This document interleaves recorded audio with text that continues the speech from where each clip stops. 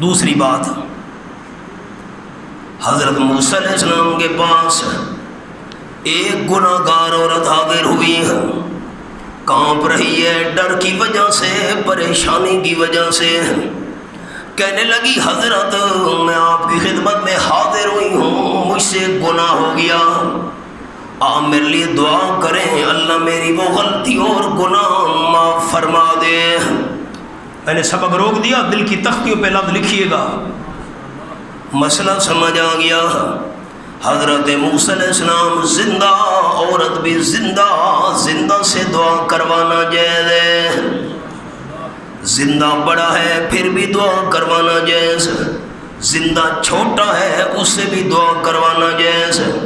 حضرت عمر رضی اللہ تعالیٰ عنہ عمرہ ادا کرنے کے لیے روانہ ہونے لگے، مدینہ طیبہ ہے، حبیب کبریا صلی اللہ علیہ وسلم کی خدمت میں حاضر ہوئے، عرض کرنے لگے حضرت میں عمرہ ادا کرنے کے لیے مکہ مکرمہ جا رہا ہوں۔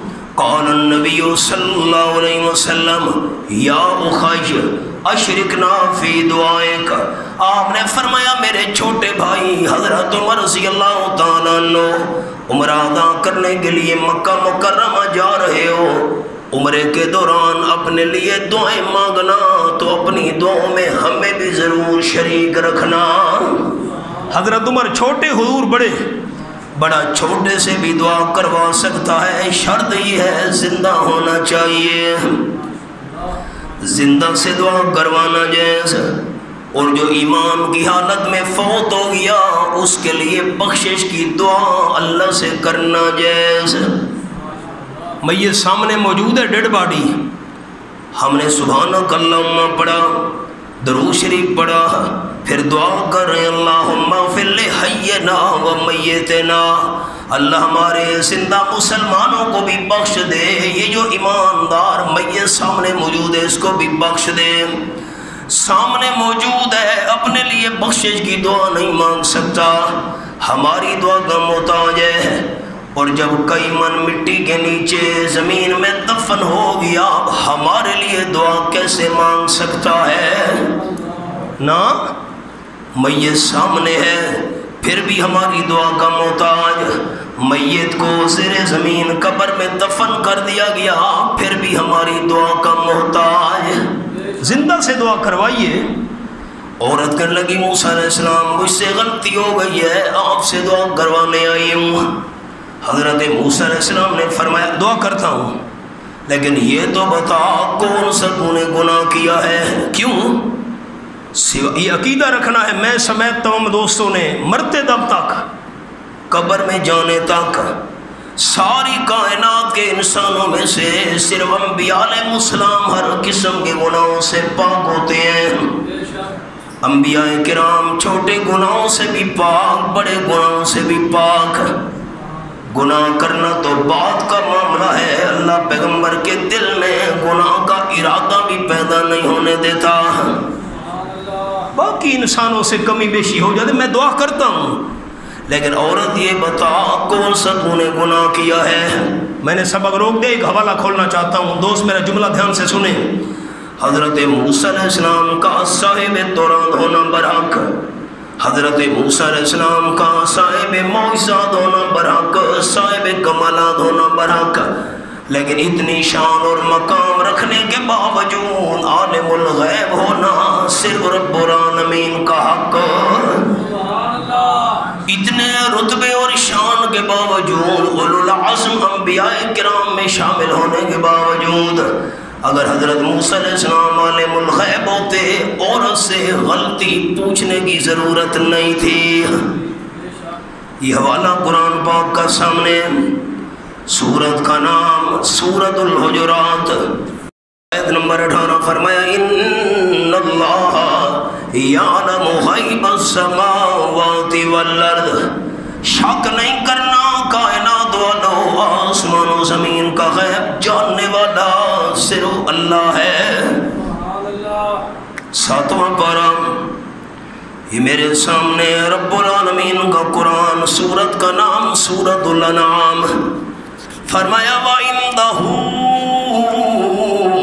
مَفَاتِحُ الْغَيْبِ لا یعلمها الا هو. یہ آیت نمبر 59. غیب کا خزانہ تو بات کا معاملہ ہے، خزانے کے اوپر جو کمرہ ہے وہ تو بات کا معاملہ ہے، دروازہ بات کا معاملہ ہے، کنڈی بات کا معاملہ ہے، تالا بات کا معاملہ ہے. غیب کے خزانے کی چابیوں کو بھی اللہ کے بغیر کوئی نہیں جانتا.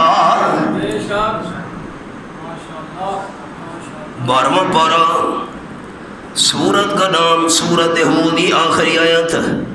فرمایا وَلِلَّهِ غَيْبُ السَّمَاوَاتِ وَالْأَرْضِ، آسمانوں کے اور زمین کے غیب کا مالک صرف اللہ ہے. تقدیم و محق و تاخیر یفید الحصر، اللہ کے بغیر کوئی بھی آسمان و زمین کا غیب نہیں جانتا. حضرت موسیٰ علیہ السلام فرمانے لگے گناہگار عورت، تو نے کون سی غلطی اور گناہ کیا ہے، قصور تو بتا، میں دعا کروں گا اللہ اس عورت کا فلاں گناہ اور فلاں قصور معاف کر دے. اب میں الفاظ بڑے محتاط عرض کروں گا، میں لوز ٹاک کا مخالف ہوں. عورت کہنے لگی حضرت کامتے مجھ سے غلط کام سرزد ہو گیا، غلط کام کا رزلٹ یہ نکلا میرا بچہ پیدا ہو گیا. خطرہ تھا، ساری قوم قبیلہ اور برادری کہے گی ظالمہ تیری شادی بھی نہیں ہوئی، بچہ کیسے پیدا ہو گیا. اپنے گناہ پر پردہ ڈالنے کے لیے میں نے اپنے معصوم لخت جگر کو اپنے ہاتھ سے قتل کر دیا.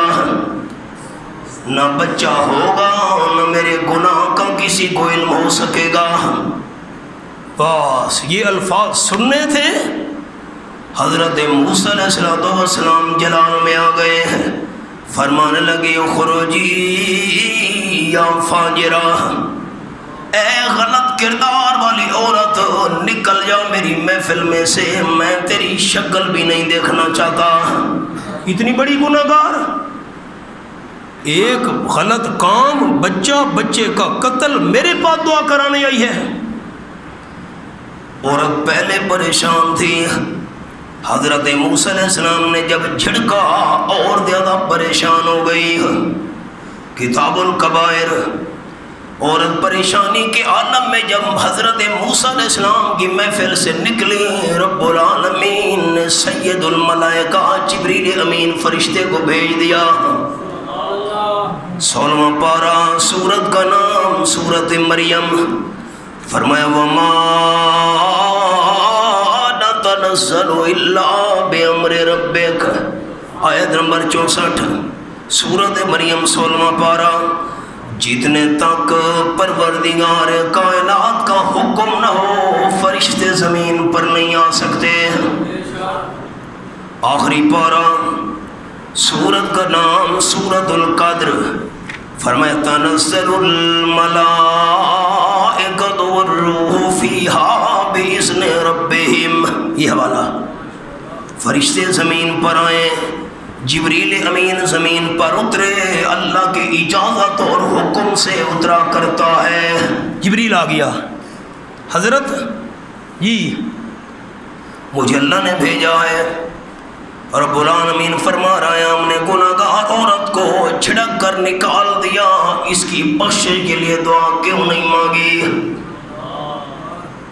نہ میرے پیارے کلیم، آپ کا کیا خیال ہے کہ برا کام اور قتل اس سے بڑا گناہ اور کوئی نہیں دنیا میں، اس لیے آپ نے اس کی مغفرت کی دعا نہیں مانگی؟ آپ سمجھتے ان دونوں سے بڑا کوئی گناہ نہیں. یہ دونوں بڑے گناہ ہیں، کبیرہ گناہ ہیں، برا کام اور قتل. لیکن اللہ کریم کا پیغام یہ ہے، جبریل کہنے لگا یہ دونوں بڑے گناہ ہیں، کبیرہ غلطیاں ہیں، لیکن جان بوجھ کر ایک فرض نماز چھوڑنا برے کام اور قتل سے بھی بڑا گناہ ہے. آج ہمارے حالات کیا ہیں؟ یہی تو سبق سنا رہا ہوں.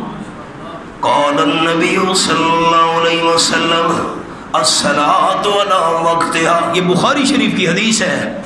سارے نیک عمل میں سے سب سے پیارا اور محبوب عمل اللہ کے نزدیک فرض نماز کی پابندی کرنا ہے۔